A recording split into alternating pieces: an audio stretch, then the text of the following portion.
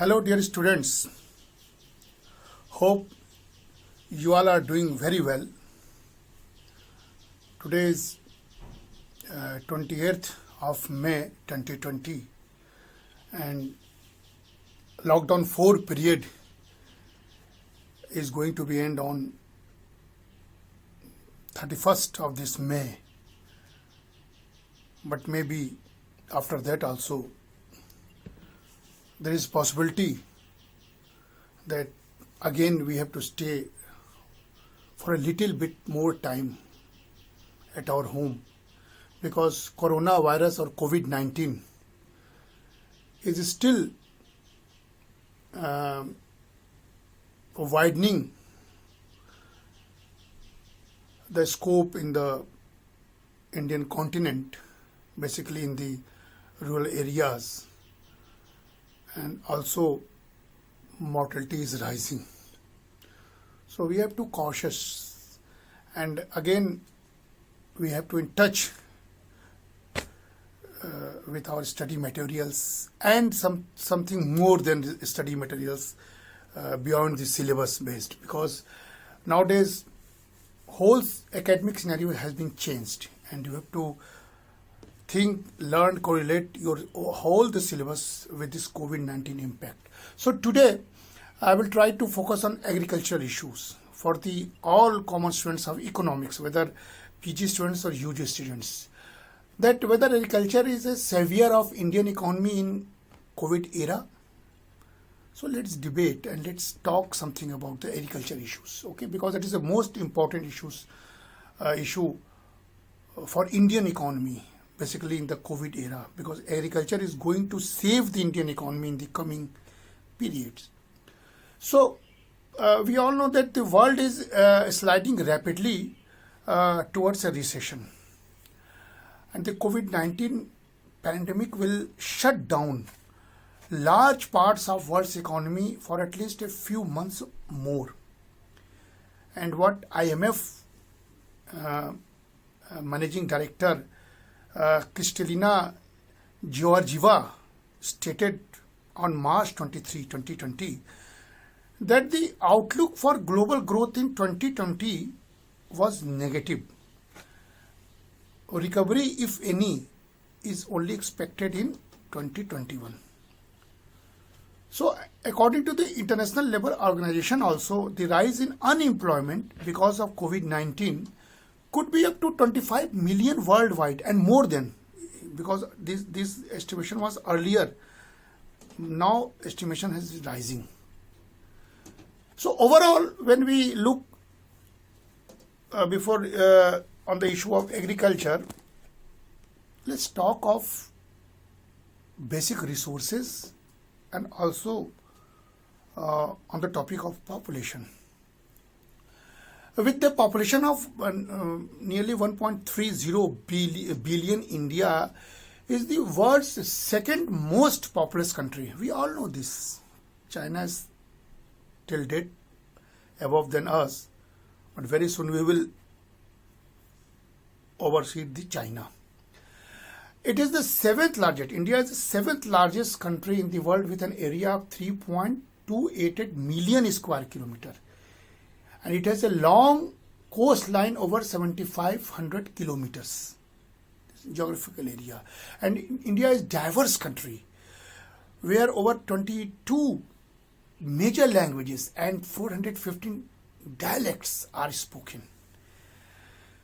With the highest mountain range in the world, the Himalayan to its north, the Thar Desert to its west, the Gangetic Delta to its east, and the Deccan Plateau in the south.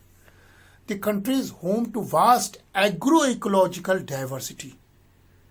So this is our geographical resources or our wealth to be well taken in the near future.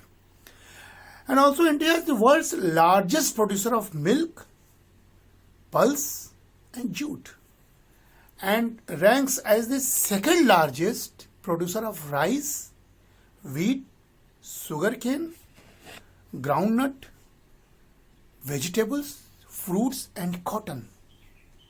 And then when we move forward, it is also one of the leading producer of spices, fish, poultry, livestock and plantation crops. Worth of 2.1 trillion US dollar.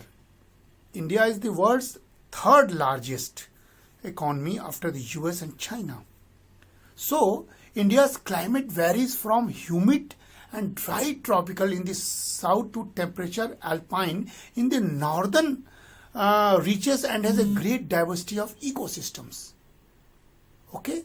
So 4 out of the 34 global biodiversity hotspots and 15 WWF global 200 ecoregions fall fully or partly within India. And having only 2.4% of the world's land area, India harbors around 8% of all recorded species, including over 45,000 plant and 91,000 animal species. So, in the era of COVID-19, when we are dealing with the agriculture issues, we have to see the strength of our population as well as diversity of our population and of our geographical area and agriculture resources.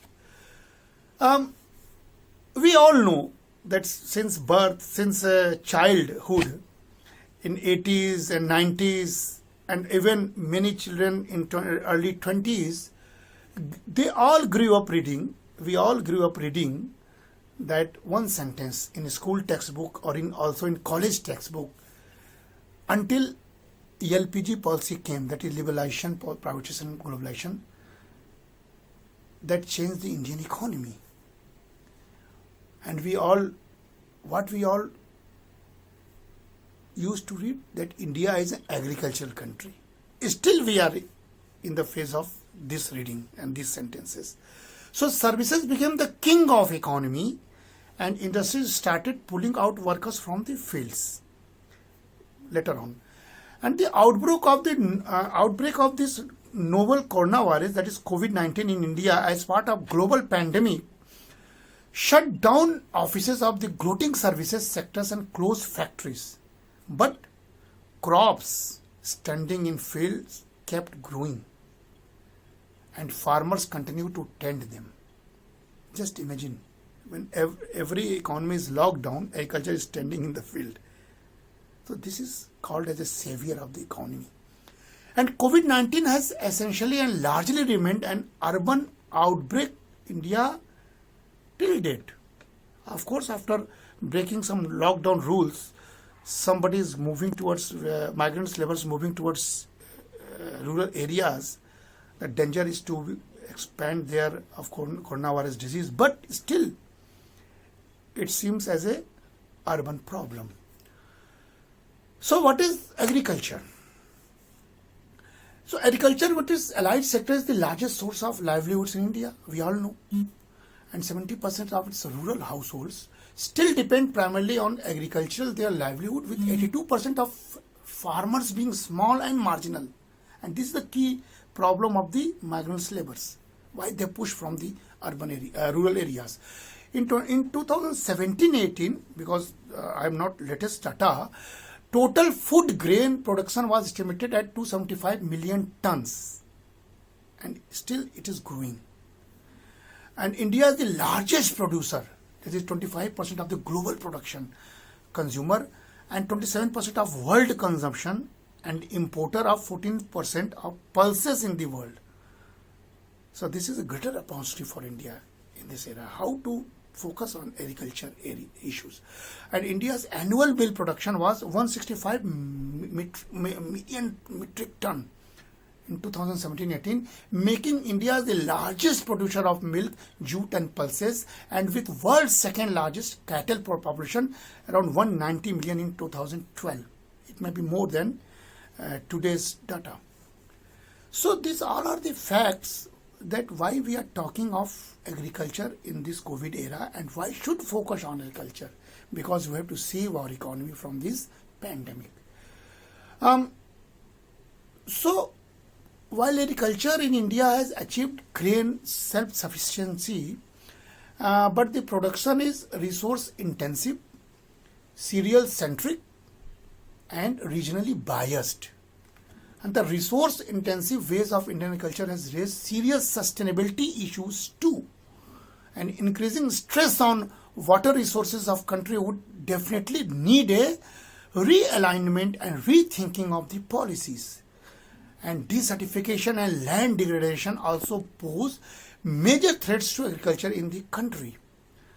And so India's arable land area of 159.7 million hectares is the second largest in the world after United States, as earlier I told you. And its gross irrigated crop area of 82.6 million hectares is the largest in the world. Just imagine.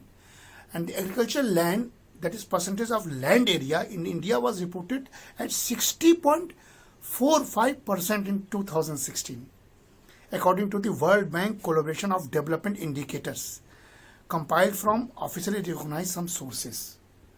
So, this is the core thrust of the importance of agriculture in India, especially in the COVID era. There is little bit gap regarding the total operated new areas and discussion of a small and marginal farmers. For the first time, there is a data on the number of members who are engaged in the farming apart from the main operator of the given operational holding. And at all India level, around 60% of operational holdings have 1 to 2 members engaged with the main operator. So data shows this. This is a gap between big farmers and marginal farmers. And in 17%, there is a nobody working within the main operator. While in 24% of operational holdings, 3 or more than 3 people work. So given the fact that the average size of operational holdings is less than a hectare, it presents a worrisome picture. Moreover, the number varies drastically among various states. The percentage of households with more than 3 members working is just 7% in Kerala and more than 43% in Jammu and Kashmir, our newly formed state after 370. So this is all facts where we have to shift the Indian economy to focus on agriculture economy, because we all used to say in our childhood and in our rural areas and in our religious books and in our Purana and Veda that Uttam Krishi, Madhyam Vyapar and Kanistha Naukari. It is supreme is farming always, mediocre is trade, and most lowly is service. So we are in a most level of the this hierarchy of the work. And in COVID-19, this has been proved. Then still, Krishi is a Uttam component of the economy. Okay, and in Gandhi's words, are still true that India lives in villages. Still, we live in villages because more than 64% persons have is dependent on agriculture even into 2020. And because agriculture is still a primary source of livelihood for about 58 to 60% of India's whole population. And the contribution of agriculture and allied sector is 17.1% in GDP. And in comparison with industry sector 29.6% and service sector is 54.3%. So this is contribution of agriculture in GDP. And we could also evaluate and we can also analyze state-wise agriculture situation, because agriculture is a state subject. And COVID-19 give us a lesson that we should fight for any pandemic-like situation with one nation policy. Okay, so these are all the contribution. Earlier I told you about and there are many theories also regarding the agriculture issues. I will not go to that theories because that is a part of agriculture economics. I am not dealing with agriculture economics. I am dealing with you simple things that why we should focus on agriculture in the COVID-19 era. Okay, what is the situation of marginal farmers in India? Truth to be held that 78% of farmers are marginal and small. They own below 5 acres, which accounts for 33% of agricultural land but produces 41% of food. So just see the paradox. Marginal farmers who own less than 2.5 acres eat when they produce. Okay? And economics of scale militate against even small farmers being worthwhile for cultivation, especially if there is no assured source of irrigation, the quality of the land is poor, or if it in the floodplains. This is not say that small can never be as productive as large. It can, but only with lots of love, care, money and technical expertise. And in the COVID era, these all elements we have to throw everything on the agriculture. What is that? Love, care, money and technical expertise. When we are talking of vocal for local and we are moving towards rural economy, we have to make a very concrete plan for the agriculture sector with love, care, money and technical expertise. However, the net cash returns even as productive of 2.5 tons of feed per 2.5 acres at MSP of very little amount. So we have to think more about the minimum support price for the farmers. Okay, lots of problems they are facing, and we have passed the food security bill in our Indian Indian Parliament. So India's production of food grains has been increasing every year, and India is among the top producers of several crops such as wheat, rice, pulses, sugar and cotton. We know it is the highest producer of milk. We also know it is also accounted for the 25% of total quantity of corn produce. This also we know. So regarding food security, we are safe in Indian continent. But how we should transform agriculture as exporter or major components for Indian economy and more GDP contribution? This is the major question which we have to deal with nowadays. When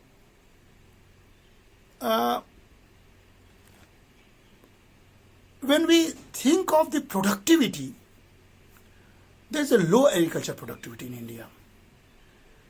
Key issues affecting agriculture productivity include the decreasing size of agricultural land holdings. Earlier I told you, continued dependence on the monsoon, inadequate access to irrigation, imbalanced use of soil nutrients resulting in loss of fertility of soil, uneven access to modern technology in different parts of the country, lack of access to farmer agricultural credit, limited procurement of food grains by government agencies, and failure to provide remunerative prices to farmers. This was the major reason why agriculture is lacking sort of the many development process. And thank God in this package, COVID-19 package, Indian government announced the package. There are lots announced for the farmers and for the benefit of agriculture. And there is also a ray of hope for agriculture reform also. Governments flourish the way of credit to the farmers, e-marketing, and even PPP model will introduce in agriculture also. There are a lot of hope, but let us see how they will implement.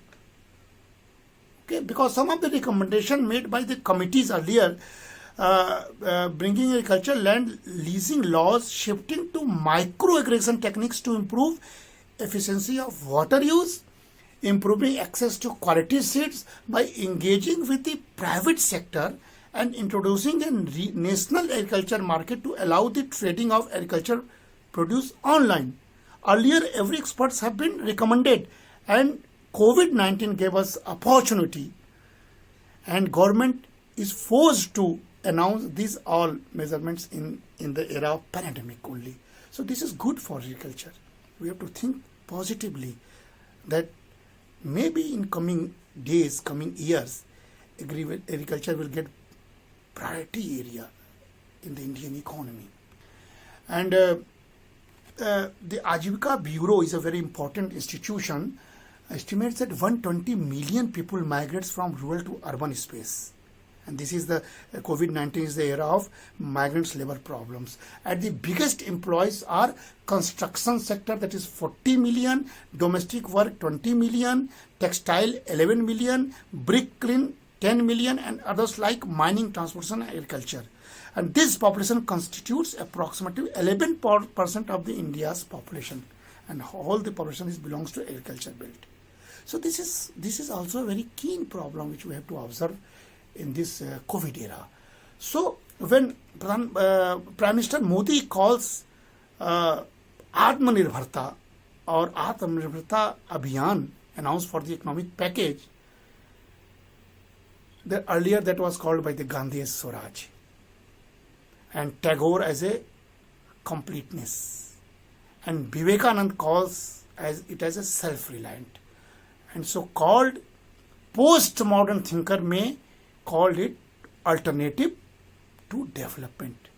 So here I'm going to stop this topic, that agriculture should be the alternatives to development in the coming years. This COVID-19 forced to think on this issue. So thank you, dear students. Later on I will deliver one more lecture on this issue, but till now